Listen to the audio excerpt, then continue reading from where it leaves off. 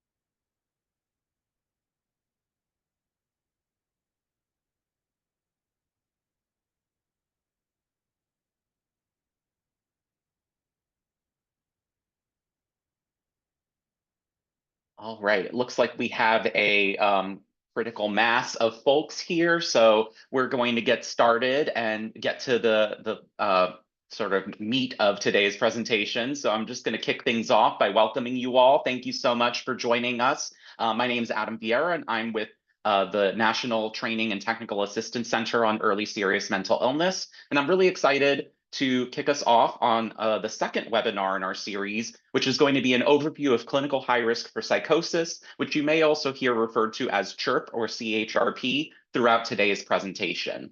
Before we go to the presentation itself, I just want to give a quick overview of some housekeeping items. First of all, you'll notice that this presentation is being recorded. We will be making the recording available to folks after the webinar if you registered. So if you didn't, please feel free to reach out to us. During the presentation, you're welcome to submit any questions or thoughts that you have in the chat, and there's also a Q&A feature where you can do that as well.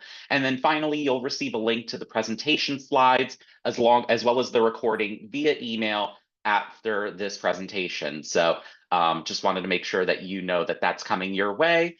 And so without further ado, I'm going to pass the baton to Dr. Preeti George, who's the project director for the National Training and Technical Assistance Center on Early Serious Mental Illness. Dr. George? Thank you so much, Adam. I really appreciate it. Welcome, everybody, to our webinar. We are thrilled to have you with us. In our session today, we'll just go over the agenda today. So we are so pleased to start with a presentation from our guest speaker, Jason Schiffman, who will provide an overview of clinical high risk for psychosis for you. Then we're going to have an informative discussion with our two very special guest panelists, Elena Montague and Kaylin Large. And finally, we'll end with a Q&A session and then have closing remarks. So just quickly before we get started, we just wanted to note that given our focus on clinical high risk for psychosis during the webinar today, SAMHSA did ask us to note that the mental health block grant ESMI set aside funds cannot be used for clinical high risk for psychosis programs. Just wanted to make that note, but there'll be more discussion on related topics to come. So now, just to get started with our presentation, I'm thrilled to introduce our guest speaker, Jason Schiffman. So Dr. Jason Schiffman is a professor at UC Irvine. He earned his PhD in clinical psychology from the University of Southern California and his research advances the identification and treatment of individuals at risk for psychosis, with a focus on refining diagnostics and implementing psychosocial interventions, reducing stigma, and promoting health equity. He has approximately 200 publications and has secured over $20 million in funding, including 4 active NIMH grants that involve individuals at clinical high risk for psychosis. Dr. Schiffman has co-founded 3 university community partnerships, including a SAMHSA-funded clinical high risk for psychosis program. And he's among the few certified trainers of the Structured Interview for Psychosis Risk Syndromes, or the SIPS. He serves as a consultant for clinical high risk for psychosis programs nationwide. And we are so thrilled and pleased to have Dr. Schiffman join us today. So welcome, Dr. Schiffman. Thank you so much, Preeti. Couldn't be more excited to be here. Let me just share my screen, get a thumbs up from Adam. Okay, great. Okay, thank you again. My name is Jason Schiffman, and I'm a professor in the Department of Psychological Science at the University of California at Irvine. I'm also a co-founder of Thrive Together OC, a nonprofit serving folks at risk for psychosis in Orange County, California. And I couldn't be more excited to welcome you and to express my gratitude for you coming today. I want to start by saying that when I started in this field in the mid-90s, there were really just a handful of people thinking about early identification and early intervention for psychosis. Not even enough to fill the first page on a Zoom room. Now, as the result of dedication from countless people at every level and considerable investment from the federal government, we are on the cusp of a revolution. There's been a paradigm shift whereby we're now talking about serving people early in the course of their mental health journey with the promise of potentiating positive outcomes, such as living in the community, excelling in educational and occupational pursuits, and feeling a sense of meaning and purpose in life. So many of you here today have contributed to this paradigm shift, and hopefully some of you who are new to this space will find inspiration in the possibility of uplifting some of our most vulnerable brothers, sisters, and siblings. There's definitely room. No matter how long you've been a part of things, I'm grateful you decided to join us today. And please know you're welcome and appreciated. And hopefully, even though it's Zoom, you'll feel a sense that we can all make a difference and be a part of the revolution together. All right. I have this like little convention where I use this little, what is it? This practical badge on slides I think are tangibly useful. So be on the lookout for them. But then I got self-conscious about all my other slides that don't have practical on them and might just be sense of waste of time. But so just assume that any slides that doesn't have the practical badge will strengthen your background and knowledge, and hopefully they'll be useful as well. What I hope to cover today include an overview of psychosis risk, signs of risk. Then we'll talk about some screening tools quickly on how you can use screening to help find folks. And then a bit about what you can do for treatment. Beginning with overview of psychosis risk, I thought I'd start by sharing a story about a family I worked with several years ago. I've, of course, changed the names, but Miss Smith called me about her 2 children, her 28-year-old son, Thomas, and her 17-year-old daughter, Jane. Thomas had developed schizophrenia at the age of around 20 or so, dropping out of school and leaving home abruptly at that time. Thomas was now living without housing in a distant town in the county, completely removed from social connection, healthcare, and employment, and refusing to speak to the family, or others for that matter, riddled with paranoia. Miss Smith couldn't talk about Thomas without breaking down into tears, and in her words, she had, quote unquote, lost her son. Now, Miss Smith primarily came to me, however, because of her daughter, Jane.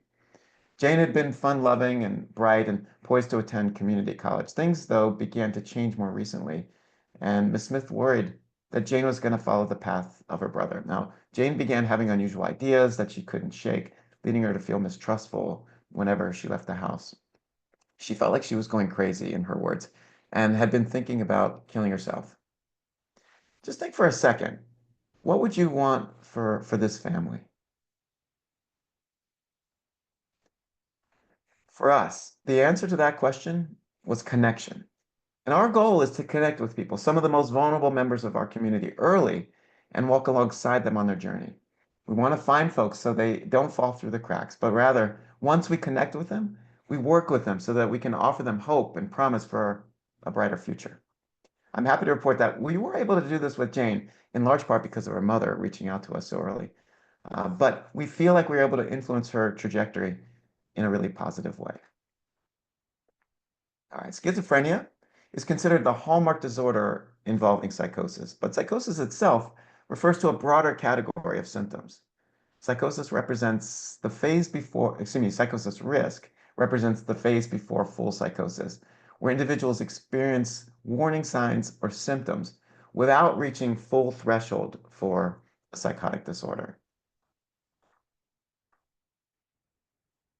Symptoms of psychosis are oftentimes categorized as either positive or negative, not because they're good or bad, but because they represent behavioral excess or behavioral deficits. Delusions, a hallmark positive symptom of psychosis, are ideas or beliefs that are held on tenaciously despite evidence to the contrary. Some examples of delusions include, I think people are talking about me, someone's following me, people are plotting against me, and aliens are sending me messages through the TV. I selected these specific examples because they highlight that we all share things in common, even when it comes to experiences that might initially seem very different. By showing that many of us at some point may have experienced these things or had thoughts like these, we can begin to see that delusions exist on a continuum. Some may be more unusual or disconnected from reality, but the core themes typically aren't entirely foreign to most of us. When we understand that these experiences aren't so far removed from what's typical, we reduce the fear and judgment often associated with psychosis. This, in turn, creates a more inclusive community, a community that understands and accepts these experiences, makes it easier for people to come forward and seek services. Additionally, as psychosis exists on this continuum, the risk phase of the illness lies on this continuum as well, providing clues and signs to be on the lookout for people at clinical high risk or CHR for psychosis. Hallucinations are another hallmark positive symptom, defined as perceptions that occur in the absence of external stimuli. Hearing voices or auditory hallucinations is the most common and often referred to or thought of as the most distressing form of hallucinations for many folks. Psychosis disorder, schizophrenia spectrum disorders affect between 1 to 3% of the population. Schizophrenia about 1%, the spectrum a little bit more. This equates to about 100,000 adolescents or young adults developing a first episode of psychosis annually in the US alone. Impacts are hard to overstate, including for folks that have a diagnosis of schizophrenia, early mortality, 20 years early reduced life expectancy. One of the driving factors behind this is, among several, is loss of life through risk of suicide. So death by suicide is very prominent in this illness. It also affects quality of life, independent functioning families as well, and the disorders are economically taxing as well. Although there are negative outcomes associated with psychosis, it's important to note that many individuals who experience psychosis can and do lead full and successful lives. We call this recovery. And we should think about recovery as the expectation and not the exception. One of the biggest contributors to recovery is early intervention. Generally, the onset of psychosis occurs between the ages of 15 to 25, with men typically showing signs a little earlier than women. Importantly, individuals from various backgrounds and demographics can be affected, with folks from marginalized communities often experiencing more risk factors as well as less services. Time is limited today, but suffice it to say, health disparities are extremely problematic in this area and need additional attention. The primary motivator behind early intervention is the concept of the duration of untreated psychosis. If you think of this arrow as the passage of time, this point could be thought of when a person crosses threshold for psychosis. And this point is when effective intervention is implemented. The duration of time between these 2 points is called the duration of untreated psychosis. And it lasts close to 2 years on average in the United States, although we're chipping away at that. But the longer this period, the worse the outcomes. This is where Thomas received his first care, and he unfortunately quickly dropped out. There's room to move the needle back in time, working with folks before they cross a threshold, soon after the onset of risk. This has the potential to prevent further deterioration and possibly prevent psychosis altogether. And this is where we were able to connect with Jane, potentially making a big difference for her. So, longer duration of untreated psychosis associated with anything negative that you can think of, from worse long-term outcomes to increased costs and burdens to the system. Longer duration of untreated psychosis is bad. Now, there are reasons for this. Without early intervention, individuals face significant obstacles to receiving help, which drives why DUP is bad. This includes issues like lack of motivation or insurance, negative first experiences with treatment, and or miscommunication with professionals. These barriers can discourage people from seeking or continuing treatment, which can be detrimental to the recovery process. I want to discuss some of the key factors contributing to delays or gaps in psychosis intervention that lead to longer duration of untreated psychosis, as well as some of the solutions that can help address the issues. First, there is unfamiliarity with psychosis. Many people, including healthcare providers, might not fully understand psychosis or its early warning signs. The solution here is increased education. Next, we see that psychosis is often not being probed for. This can be addressed by using screening questionnaires designed to detect early symptoms. Another issue is that clients may choose not to disclose their symptoms due to stigma. To counter this, we can focus on creating an inclusive climate where individuals feel safe and supported in sharing their experiences. Many professionals feel unequipped to help individuals showing signs of psychosis. To remedy this, we can upskill the existing mental health workforce with training or consultation on psychosis risk and intervention. But we can also highlight how existing skills that clinicians already have, in many cases, are all that's needed. Lastly, specialized services not always integrated into the right settings limits access to appropriate care. Increasing specialty care reach into places like schools and community centers and primary care can bridge this gap and ensure that help is available where it's needed. Now, one way to reduce DUP is to find people before they develop psychosis. Finding folks before they develop psychosis, it's a multi-pronged problem with a lot of different stakeholders who can provide help. I won't go into any depth in this figure, but you can see the whole community can contribute to solutions. If we find folks early and partner with them, we have a better chance of facilitating better outcomes across the board. Implementation of this requires the right strategies, community involvement, and awareness of signs supporting early identification before we can move to early intervention, which is a segue to our next section, signs of risk. Now, the DSM has adopted the CHR-P, or clinical high risk for psychosis paradigm, creating the label the attenuated psychosis syndrome, which is essentially synonymous with CHR-P. It's defined as at least one of the following symptoms, delusions, hallucinations, or disorganized speech, is present in attenuated form. Now, attenuated, that word means subthreshold or less than, so not full psychosis, but slightly less than, with relatively intact reality testing, which means the person has insight or awareness as to what's going on and are unsure if their experiences are real or unreal. They're not fully convinced, and is of sufficient severity or frequency to warrant clinical attention. What this implies is it's not just an experience or a brief moment, but rather a situation or a condition that requires help or would benefit from care. So it's more than just an experience, it's psychopathology at some level. If folks bill or are interested in finding more about this within the DSM, you can see that the attenuated psychosis syndrome finds itself under billable code 298.8 as well as F28. CHR, or clinical high risk for psychosis, is conceptualized as the earliest form of psychosis, and it represents heightened vulnerability. However, it's important to highlight that only about 1 in 5 people identified as at risk will convert to psychosis. So it's not a definitive marker of future conversion or progression of illness, but it's distressing and impairing in and of itself, and is a condition that warrants care.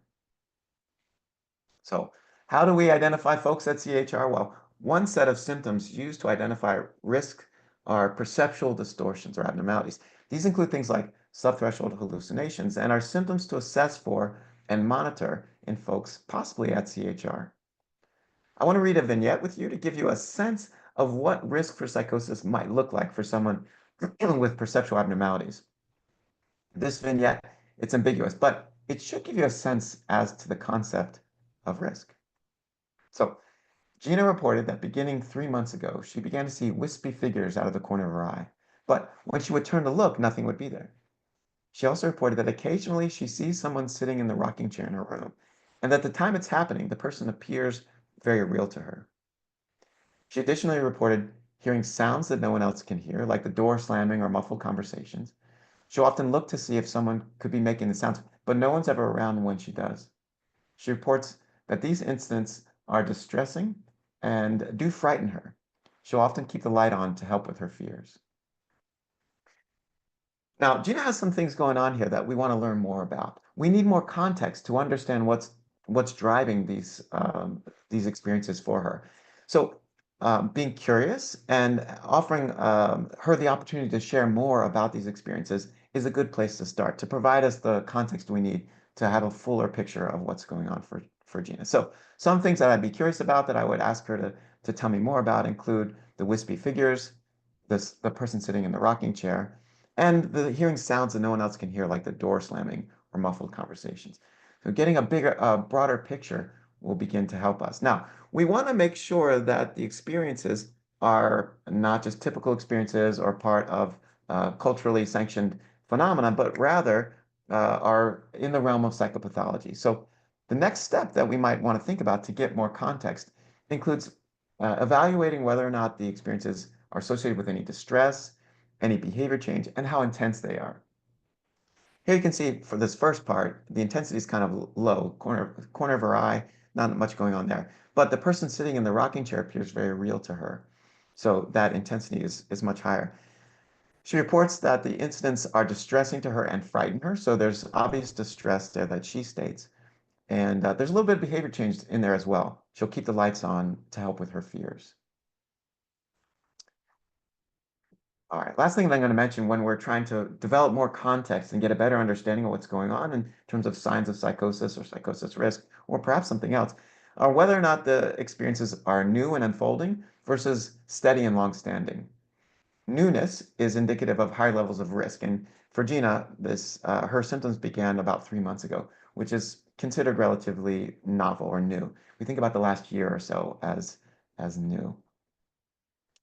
When we're thinking about risk versus full psychosis, we often think about what are the conditions that differentiate these two diagnoses. And I would say that we put a lot of weight on the intensity and severity of symptoms, but the degree of conviction is really critical here. So can the individual recognize that what they're experiencing might not be real or might just be in their head? That, if they can, that puts them more on the risk phase. If they have full conviction and their tenacity is very, very high in the veracity of their experiences, then that would maybe suggest psychosis. So this one example here, I'm pretty sure the man in the black suit is following me, but that doesn't make any sense, right?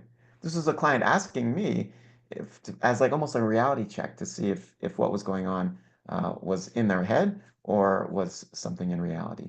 So that was indicative of some insight. And with that insight obtained, that person was actually still at risk for psychosis. Just briefly, I'd be remiss if I didn't mention that individuals at clinical high risk for psychosis have elevated rates of suicidality. Approximately 1 in 5 have made a lifetime suicide attempt, and 2/3 report current suicidal ideation. These rates are much higher than that found in the general population, as well as among individuals with first episode of psychosis. Experiencing traumatic events is extremely common in people at CHR as well. So having a trauma-informed perspective will likely pay dividends. Just a quick plug here to be client and family driven and to lead with strengths. Advice that holds as much for psychosis risk as it does for any concern any client or family might have. And this segues us into our next section here, screening tools. So self-report tools offer key advantages in mental health screening. They can identify individuals not in treatment, reduce untreated psychosis, enhance clinician interview efficiency, and monitor symptom progression, among many other strengths. However, contextual factors like environment and individual backgrounds can impact effectiveness. So ensuring a shared understanding of the meaning of the questions is important to their appropriate use. I'll just put a quick plug in for two screening tools, the PQB and the Prime Screen, both created by Pillars in the Field, Rachel Lowy and Scott Woods, respectively, as well as their colleagues, and both frequently adopted in community practice. I guess if there's one practical takeaway from anything I say today, this would be it. Many providers don't have time for a full screener, so I have an alternative. You don't need to ask verbatim, but consider asking something like these two questions. Do you ever hear a voice that other people cannot hear? And have you ever felt like someone was playing with your mind? If someone responds affirmatively to either question, it's important to delve deeper. Ask them to elaborate on their experiences and consider using other self-report tools mentioned in the last slide. The predictive power of these two questions is quite strong given their simplicity. Nonetheless, it's essential to have a thorough conversation to understand the context of responses and to determine the appropriate next steps. I think conversations are really important. Conversations help clarify a shared understanding of the question and provide good treatment planning opportunities. Within these conversations, and every conversation for that matter, it's important to practice cultural humility. I don't have time to discuss this in depth today, but I will provide one lead called the Cultural Formulation Interview. It's a freely available tool connected to the DSM that can provide guidance to better understand an individual's culture and background. All right, what you can do for treatment. As for treatment, as I mentioned earlier, folks at risk for psychosis are far more similar than they are different from folks not at risk. The truth is, it's very rare that someone comes to me and says, Dr. Schiffman, I need help with my symptoms of psychosis risk or my CHR-P symptoms. Rather, they say things like, I'm depressed, I'm anxious, I'm stressed out, I'm fighting with my family, I'm losing my friends, I'm afraid I'm going to fail school or lose my job. These concerns are shared by many young people, including Jane, that I mentioned at the beginning, irrespective of psychosis risk, and are effectively addressed by the tools you already have. So I highly recommend using those tools and prioritizing care to meet the stated goals of the client. Of course, sometimes psychosis risk symptoms may be primary and you may need additional tools. During these times, a referral or consultation could be useful, but the majority of the time, it's probably better to serve your clients as you typically would while monitoring any emerging psychosis symptoms. So to summarize that, I say use the tools you have, monitor symptoms with the screening tools, and when your tools aren't enough, consult or refer out to specialty care. I'd be remiss if I didn't mention the one last thing that I think is probably more powerful than all of these things, which is to always act with kindness.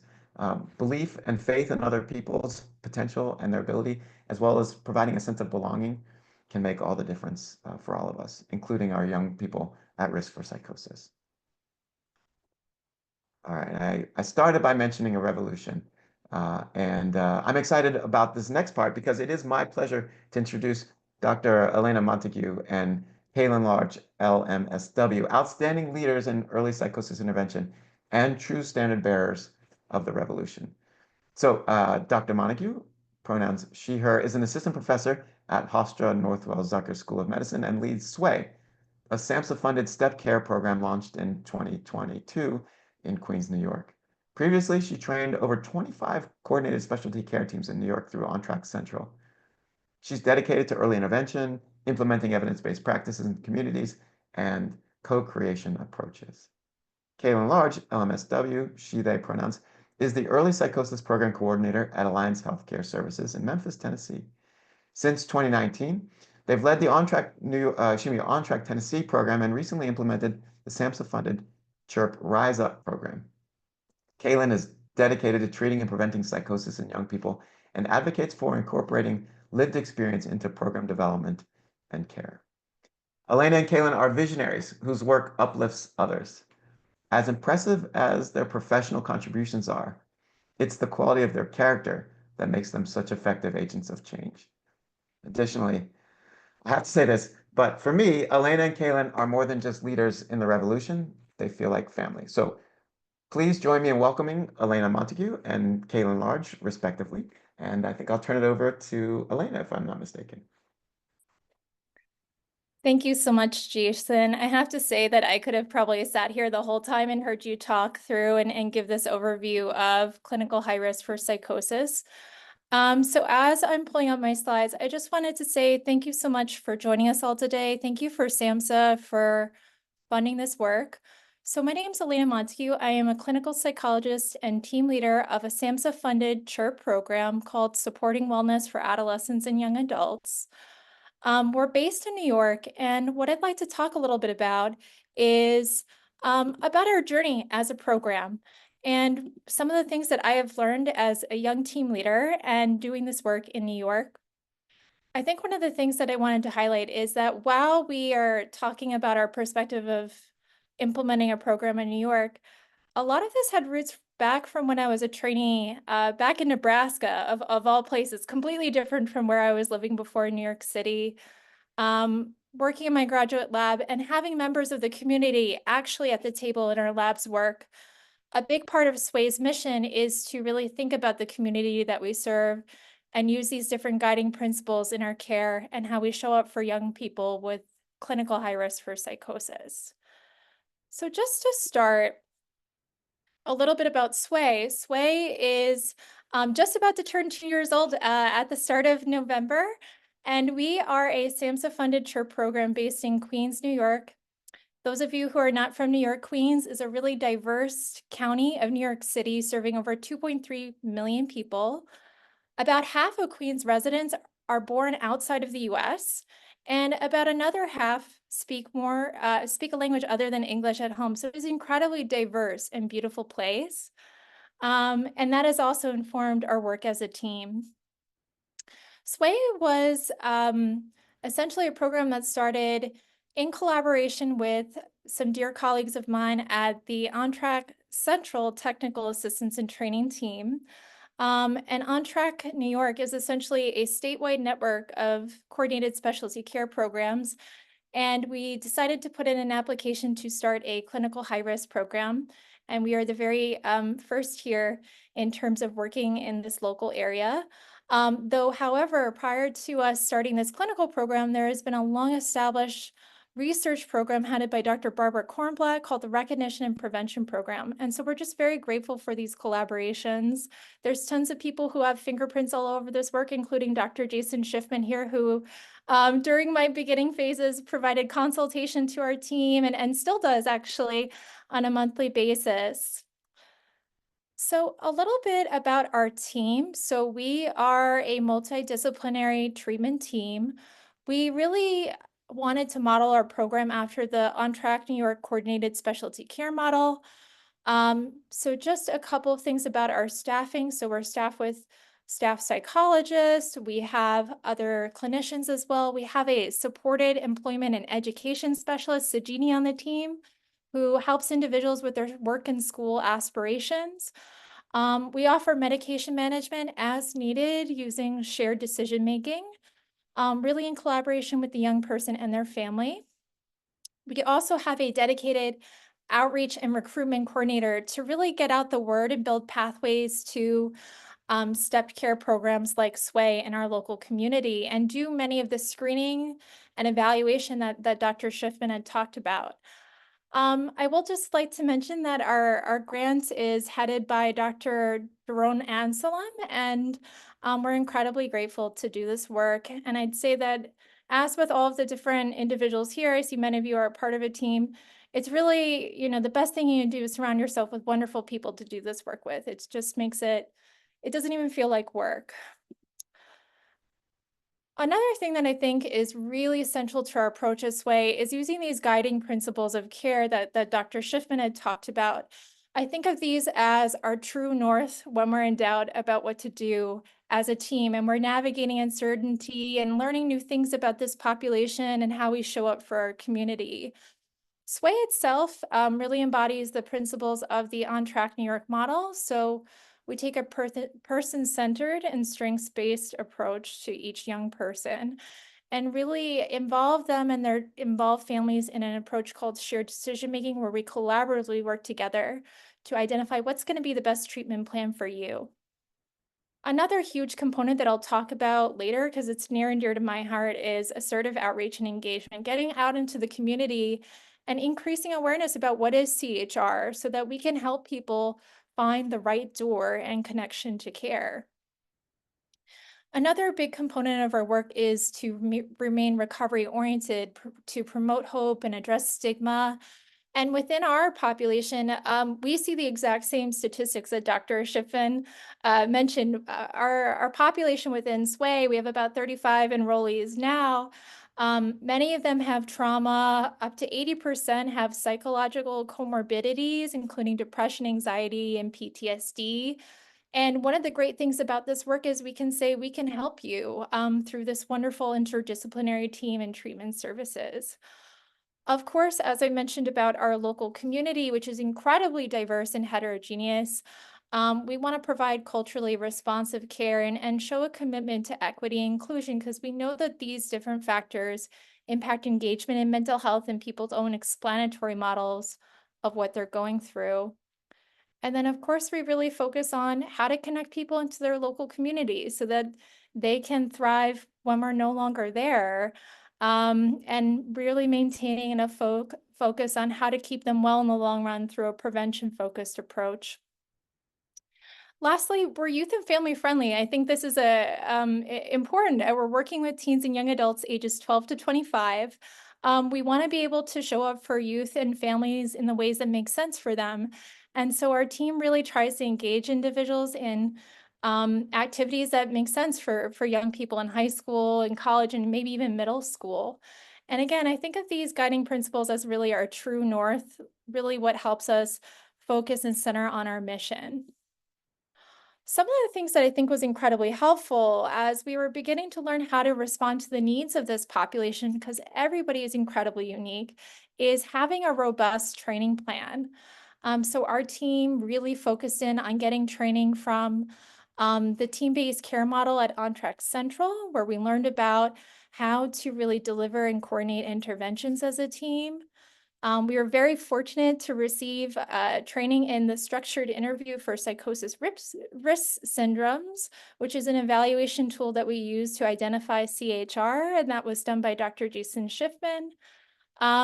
We participated in ongoing care consultations, received pretty rigorous training in an exciting suicide prevention approach called Youth Nominated Support Teams, also by Dr. Schiffman and Cheryl King.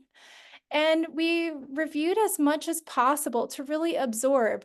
In many respects, I wish we had a webinar like this back when I started 2 years ago, because there's just so much to learn, and this is incredibly exciting work. I think getting this robust training allowed us to really serve the heterogeneity that we see in the CHR population, and really respond to the diverse treatment needs of young people. So one of the biggest things that I think I'm very proud of as our team is our real focus on identifying who in the community would be a captive audience working with youth and young adults who could be potentially at risk. And over the past 2 years, we've really tried to get out there and identify and map who are these key stakeholders. So this includes, of course, outpatient treatment settings, including behavioral health, as well as pediatricians and primary care. We also wanted to try to catch individuals in both crisis and emergency settings. Northwell Health has many pediatric behavioral health crisis centers on Long Island that we've reached out to. A huge mission has been connecting with schools and universities, including middle schools, high schools, colleges, and community colleges, and really try to catch people before they even have formal contact with the mental health system, since that's our prevention-focused approach. And of course, to a lesser degree, though equally important, really getting at community agencies serving child and adolescent services, partnering with clergy and community leaders, especially from diverse groups within our local area. And we're beginning to look now at partnerships with staff and professionals working in various legal systems. And throughout this, we're really kind of trying to learn from these different audiences about what they're seeing and how we can create these pathways to sway. And throughout this, we really want to help people feel a part of this mission, and create what we call these community champions who echo the outreach message even long after we're gone. And I'll say this is probably the part where really being in the Midwest and working in a rural setting really, really drove home that we have to go out to the community and we have to spread awareness about this work. Otherwise, people will not know it exists. And that is a big reason why the duration of untreated psychosis is so long within the US. And so I know that many of you do this work and value it, and I think it is absolutely critical to our success and sway. One of the last things that I think I would like to share is not only looking to the community to increase referrals, but to look to the community that you're working with and find out how they can innovate and develop your own program. So as Dr. Schiffman mentioned, a big part of my work and what I believe to be valuable is partnering with the people who are in Sway, our service users, to co-develop our program initiatives. So I haven't been a teen in a couple of decades and don't know what's best about how teens work and think. And so we're very fortunate to have established a youth advisory council of SWAY participants who really give input and drive our program's mission and different initiatives. So our youth advisory council, they actually meet on Discord. They don't want to attend Microsoft team calls. They meet on Discord. And they have taken on a number of amazing initiatives. They've developed a psychoeducational guide for youth on emerging mental health concerns that's youth-friendly. They've also given input on a digital outreach campaign where we're trying to use social media ads to spread awareness about SWAY and identify individuals who might not be sure if they're ready to talk to a professional yet. And so I just have to say that partnering with the youth that you're working with and co-developing these different initiatives is absolutely imperative. And I have to say it's really rewarding to see these are some of the products that they've developed. This includes our website here for our digital outreach campaign and some of the ads that you could see that are adapted from the PRIME screen and other clinical high risk for psychosis screeners. And so really thinking about just how grateful I am to be able to do this work and just wanting to say thank you for being here, for finding time in your busy schedule to do this work and continue to learn. And I hope if this excites you, you should join us. I have to say, hopefully it comes across, but working on these teams is the love of my life. And I have to say that part of what drives my work too is that I have to say that it is so valuable and rewarding. And as a person who is also a family member of somebody with a serious mental health condition, I wish we had something like this for them. And so if you're doing this work, just thank you for being here. And that will be all from me. And so now I will pass it on to you, Kaylin. Thank you so much, Elena and Adam. I think you're pulling up my slides. But just to echo everything she just said, I am so happy to be here and so thankful for the opportunity I've gotten to work in this population and with all of these lovely people and in this community. I couldn't ask for a more passionate and a more effective or impactful group. And I'm so thankful to be here.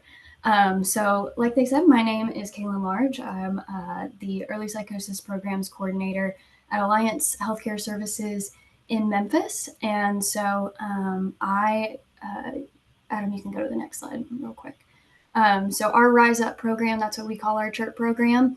That is SAMHSA funded. I created these, so these aren't SAMHSA's words. But this is just a little bit about the experience we've had as we've rolled this out. Adam, next slide. So a little bit about our context. Alliance is located in Memphis, Tennessee. We are a private nonprofit community mental health center. We have all kinds of different resources here. We are the largest community mental health center in Shelby County. We house our local mobile crisis here. We have our respite units, crisis stabilization, substance use, all of that.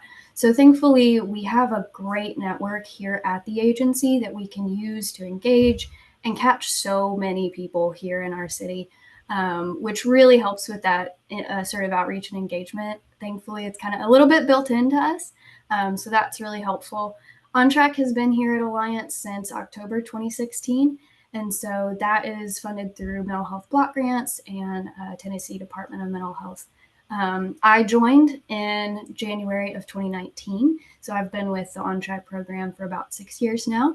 And we got our Rise Up, our CHR-P grant in October 2022. So we are coming up on our 3rd year, which has been such a learning experience, so positive. So that is funded through SAMHSA, like I said. Next slide. All right, so one thing that we have really done here at Alliance is have tried to integrate our On Track and our Rise Up teams. So we've tried to make that a really close-knit unit. So all of our team meetings happen together, and a lot of our staff are shared between both programs.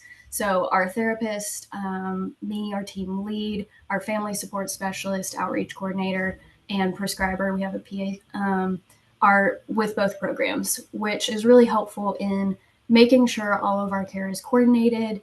And then we also have this bidirectional referral relationship, which is really helpful. I'm going to talk a little bit about screening and assessments in a minute, but all of our referrals do receive a prime screen. And we always want to leave room to do a SIPS just in case. And that kind of lets us make sure we're really screening for that clinical high risk. It has been a big barrier in Memphis to really make sure we're parsing that out and identifying CHR-P appropriately. And the great thing about the teams being integrated is if someone does convert, thankfully we haven't had that happen yet, but if someone does convert to clinical severity, it's a handshake and a high five. And, we move on to the other, intake paperwork, but we already know them. We have that great relationship, and we're able to keep that treatment going without any zero DUP. So that's really been an awesome thing to have accessible. Next slide.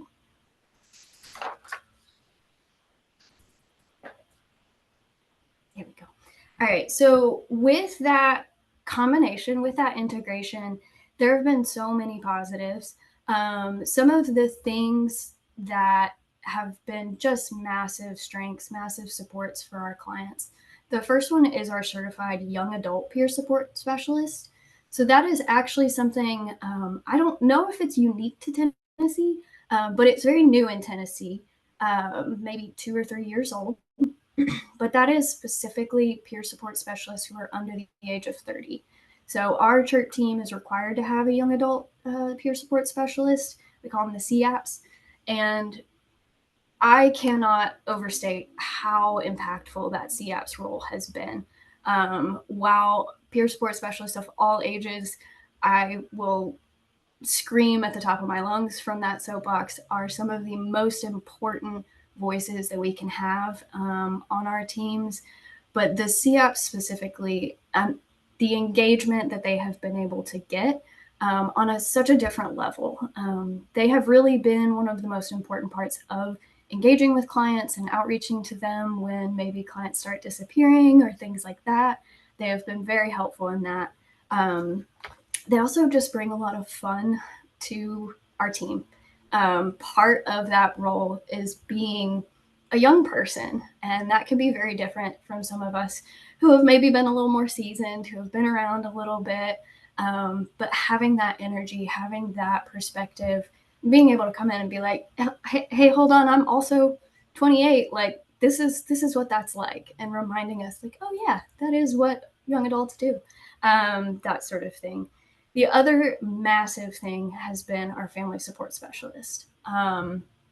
As we know, this younger age group, much more family involvement. And one thing we've noticed is that the family involvement has looked a little bit different with this group. Because they're a little bit younger, and maybe because things haven't gotten so severe as our on-track clients, we see families trying to take maybe a little bit more control a little bit more pressure on the individual to go certain directions, things like that. And the family support specialist has really been able to step in and be that mediator, be that support to families. And we've seen some incredible changes with families who I honestly wasn't sure if there was ever going to be a shift in family culture, but just incredible shifts to be more supportive to each other. So not even just for the individual experiencing high risk, but for the entire family to come together and build those better relationships. The other thing that has made a world of difference for our program is having that dedicated outreach and recruitment coordinator. When we just had On Track, unfortunately, we did not have a dedicated person. It was me and our case manager, and we did our best, but it's so much better when it's just one person. So they are able to go out. She goes out, has built really, really great partnerships with different places around town. Some of them she goes out to weekly and meets with clients or potential clients, or just provides kind of general support or resources to individuals who might need it. She also handles everything. So she really is the contact from the time someone is connected with us up to their enrollment. And it streamlines everything. She does the pre-screening, she does the prime, and she also can follow along with that individual if they're not eligible for our programs, and can really make sure that they get the appropriate connection to other resources if that's more appropriate. There have been some struggles with this as well. Starting any new program is a lot of work, right? Learning a lot of new things. There's a lot of training.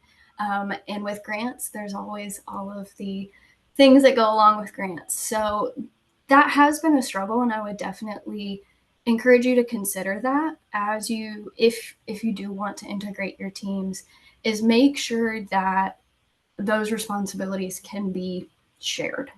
Making sure that your team members can support each other through that, because there have definitely been, just a workload increase. And as we know, best practice is to make sure we keep low caseloads and things like that, so everyone can keep that high level of care. So making sure that is prioritized and caring and things like that. Next slide.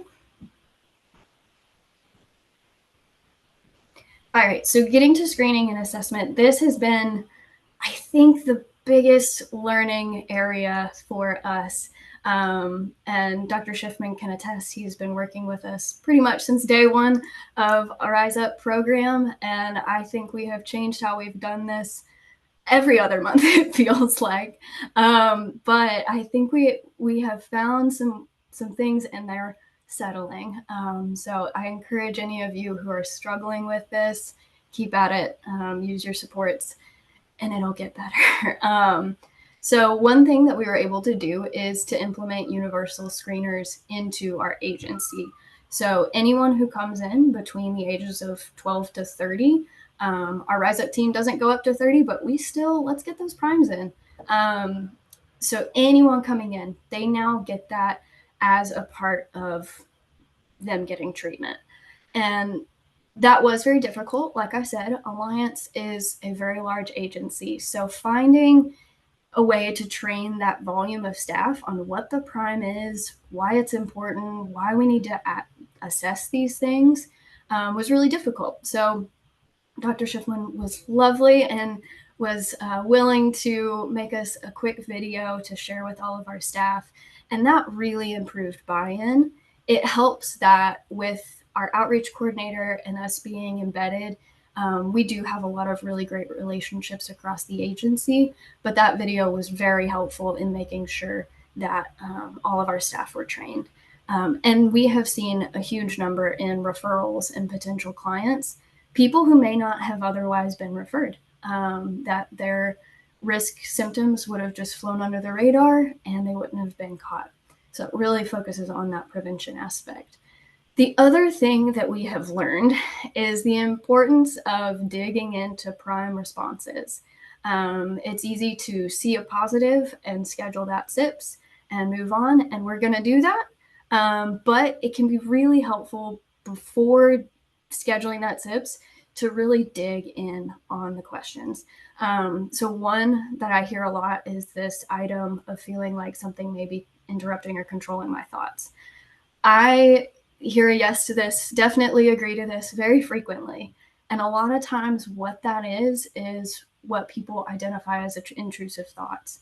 Or it could be, you know, maybe they have a family member who is mentally controlling or abusive. We've heard that a lot, who have been victims or survivors of abuse and having those sort of thoughts in their heads, things like that. So that has been another really big lesson. And that's all I got. And I think I'm at time. So thank you so much again for having me.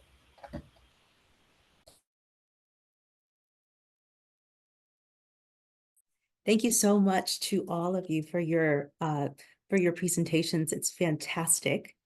Adam, do we have time for a Q&A? Yeah, I believe we'll have time for 1 or 2 questions, and we've been keeping track of all of the questions folks have been sharing in the chat. So first, I just want to reiterate thanks to Jason, Kaylin, and Elena for doing such a phenomenal job. There's a couple of questions that we want to prioritize because it seems like folks have sort of convened around them. So the first question I want to ask for everyone is, what early intervention strategy is most efficient for refugees given the cultural differences? Maybe I'll lead with just like some of the research, and then y'all can like fill in with what you see. So we know that immigration status is a big contributor, or a reliable, I should say, a reliable contributor to the development of psychosis. One of the things that we understand about this is that there's a lot of social determinants or social influences that create additional risk factors that put a person at heightened vulnerability.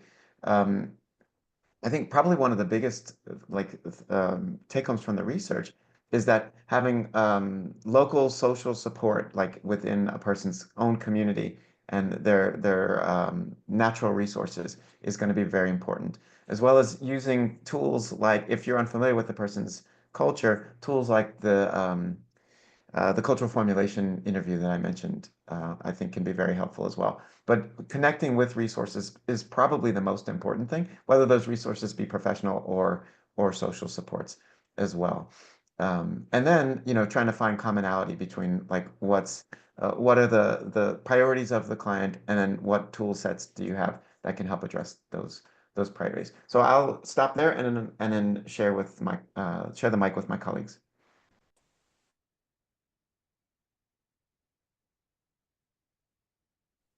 I don't have much more to add to that. Of course, every refugee story is unique, and appreciating that, and actually working with individuals within a shared community to co-create possible solutions is worthwhile. I also think access to basic resources, so people don't have things like housing, transportation, navigating healthcare system, are probably one of the biggest ways we can sometimes help families. Like, it's not always our sophisticated psychotherapies or CBTs. It's, can I take that stressor off your plate, and really taking time to understand, how does your community view these experiences using tools like what Dr. Schiffman mentioned, the CFI. Thank you. I think oh, sorry, go for it, Kaylin. I was just going to say, the other thing that we've really made sure to use with any immigrant, especially if undocumented or refugee or anything, is getting connected to legal resources. If you have any immigration legal resources in your area, that's been a huge thing as well. Thank you all for responding to that question. Unfortunately, we won't have time to get to the other questions, but we will try to reach out to folks who pose those questions. We have your names and contact info, and we'll be reaching out afterward. With our last minute, I'm going to pass the baton back to Dr. Preeti George to just share a little bit about what we have coming next. Just very briefly, thank you all for participating. But we have a couple of other upcoming webinars that are focused on CHR-P. On December 17th, Dr. Barbara Walsh will be presenting on CHR-P screening, diagnosis, and risk assessment. And on January 21st, Dr. Nicholas Brightboard will be presenting on CHIRP and stepped care. So the registration information will be coming out soon. So please be on the lookout for that, and we will be emailing that out to different channels. So finally, we want to just say, if you have time to provide feedback on this webinar, we'd love to hear your feedback. Click on that QR code. We'll also send an email with a link to the feedback form for you to fill out. Thank you all so much for coming. We are so appreciative. And if you have any questions, please feel free to reach out to the ESMI TTA Center. We have a website and email address on the next slide, and we will make sure to respond to any of your questions. Thank you again. Bye-bye.